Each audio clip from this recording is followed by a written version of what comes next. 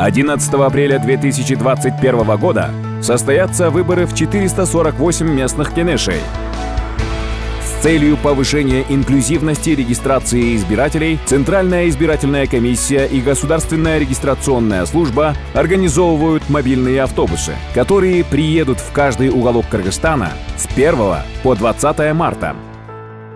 Обратившись в мобильный автобус, вы сможете сдать биометрические данные, зарегистрироваться по месту постоянного жительства, прописаться, получить электронную цифровую подпись, узнать о предстоящих выборах в местные кенеши.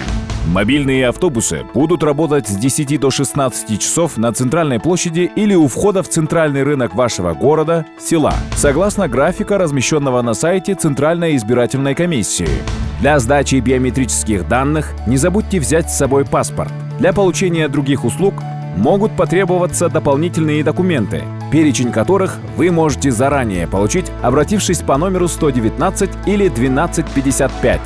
Голосуя за депутатов местных кенешей, вы выбираете, как будет организована жизнь в вашем городе, селе в ближайшие 4 года. Ваш выбор – наше общее будущее.